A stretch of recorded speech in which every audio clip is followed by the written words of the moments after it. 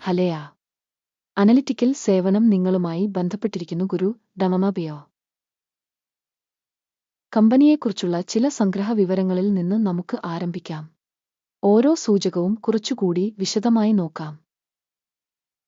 നിങ്ങൾക്ക് താൽപ്പര്യമുണ്ടെങ്കിൽ നിങ്ങൾക്ക് വീഡിയോ താൽക്കാലികമായി നിർത്താം. കൂടുതൽ സൂക്ഷ്മമായി പഠിക്കുന്ന സ്ഥാപനത്തിന്റെ ഓരോ സൂചകവും നിങ്ങൾക്ക് പരിശോധിക്കാം.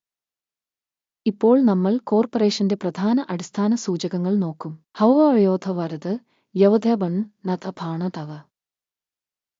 ഈ അവലോകനം സൃഷ്ടിച്ചത് ജൂലൈ 14, 2025 ഡാറ്റ ഉപയോഗിച്ചാണ്. വർഗീകരണം വഴി ഗുരുദാമബിയ കോർപ്പറേഷൻ ഐതകവയോധ ഉപവിഭാഗത്തിൽ പെടുന്നു. താഹവധയ വയ താരതമ്യത്തിൽ 21 കമ്പനികൾ പങ്കെടുക്കുന്നു. വീഡിയോയുടെ അവസാനം എടുത്ത തീരുമാനങ്ങൾ ഞങ്ങൾ അവലോകനം ചെയ്യും. പഠിക്കുന്ന കമ്പനിയുടെ മൊത്തത്തിലുള്ള ഫലം ഇതാണ്: -10.5.5. ഉപവിഭാഗത്തിനുള്ള ശരാശരി സ്കോർ 0.3 പോയിന്റ്. നിങ്ങൾ അതിനെ വിശാലമായി നോക്കുകയാണെങ്കിൽ പൊതുവെ യുഎസ് സ്റ്റോക്ക് മാർക്കറ്റിന്റെ ചട്ടക്കൂടിനുള്ളിൽ മൊത്തം സ്റ്റോക്ക് മാർക്കറ്റിന്റെ ശരാശരി സ്കോർ 1.8 പോയിന്റാണെന്ന് നമുക്ക് കാണാൻ കഴിയും. ഒരു മൈനസ് റേറ്റിംഗിനെതിരെ കമ്പനിക്ക് 5.5 പോയിന്റ് ഐതകവയോധവധ.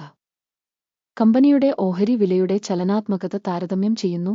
ഐതകവയോധവധ ഉപവിഭാഗം കമ്പനികളും കഴിഞ്ഞ 12 മാസത്തെ സ്റ്റോക്ക് നമുക്ക് കാണാൻ കഴിയും. ഐതകവയോധവധ 23.7% ചലനാത്മകത കാണിച്ചു. ഉപവിഭാഗത്തിനായുള്ള പ്രൈസ് ഡൈനാമിക്സുമായി താരതമ്യം ചെയ്യുമ്പോൾ -3.1%. കമ്പനിയുടെ വിപണി മൂലധനം ഐതകവയോധവധ $27.75 ബില്യൺ. 89 ബില്യൺ വിപണി മൂലധനമുള്ള ഉപവിഭാഗത്തിന്റെ മൂല്യം $1.5 ബില്യൺ. കമ്പനിയുടെ പുസ്തക മൂല്യം $0.21 ബില്യൺ. ഉപവിഭാഗത്തിന്റെ മൂലധനം $19 ബില്യൺ. വിപണിയുടെയും പുസ്തക മൂല്യത്തിന്റെയും ഓഹരികൾ താരതമ്യം ചെയ്യുമ്പോൾ നമുക്ക് ഇനിപ്പറയുന്നവ കാണാം. അധിനിവേശ വിഹിതം ഐതകവയോധവധ ഉപവിഭാഗത്തിൽ മാർക്കറ്റ് ക്യാപിറ്റലൈസേഷൻ വിലയിരുത്തൽ 31.152%. പുസ്തക മൂല്യം 1.095%. ഉപവിഭാഗത്തിൽ കമ്പനിയുടെ മാർക്കറ്റ് ഷെയറിന്റെയും ബാലൻസ് ഷീറ്റ് ക്യാപിറ്റലൈസേഷന്റെയും മൂല്യനിർണ്ണയം മോശം -1 പോയിന്റ്.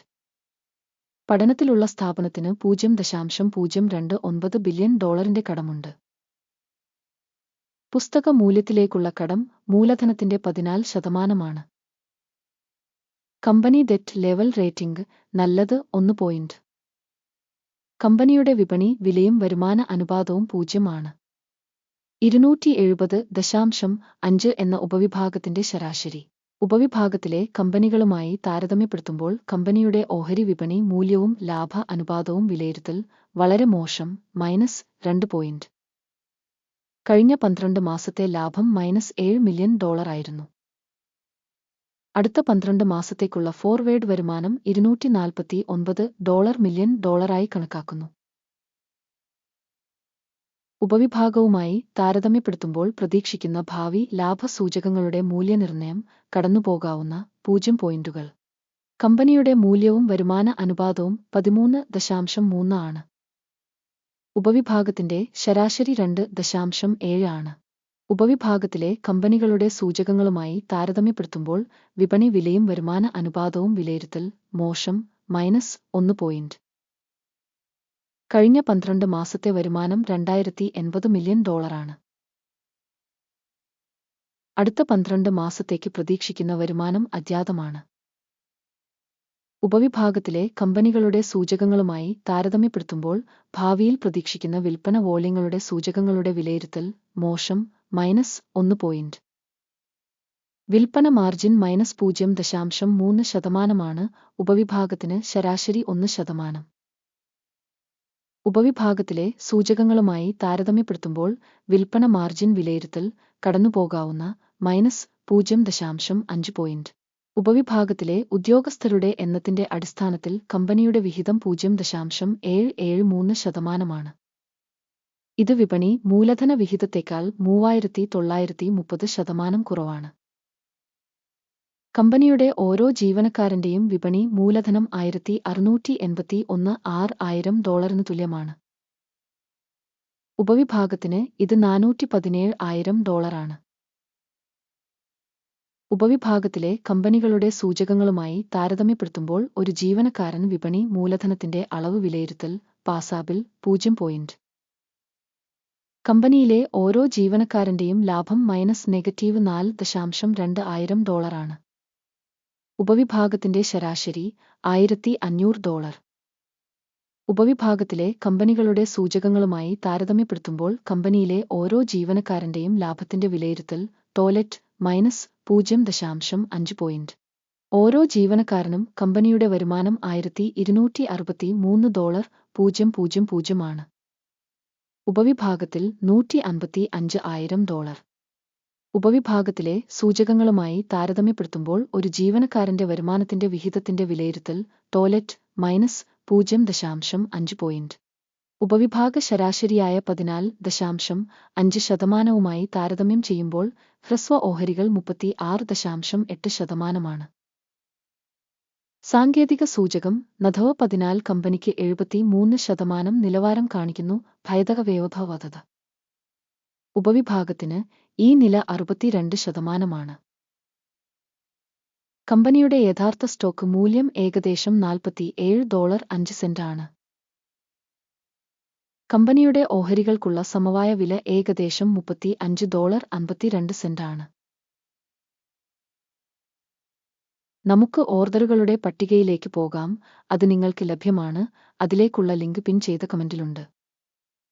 മൂല്യനിർണ്ണയ വിവരങ്ങളും റഫറൻസ് സംവിധാനവും ഒരു നിശ്ചിത സീസണിൽ എടുക്കുന്ന എല്ലാ തീരുമാനങ്ങളും ഓർഡർ പട്ടികയിൽ അടങ്ങിയിരിക്കുന്നു. ഗുരുതരണപയ ഓർഡർ ടേബിളിലേക്കുള്ള പ്രവേശനം സൗജന്യവും തുറന്നതുമാണ്. പിൻ ചെയ്ത കമന്റിലെ ലിങ്ക്.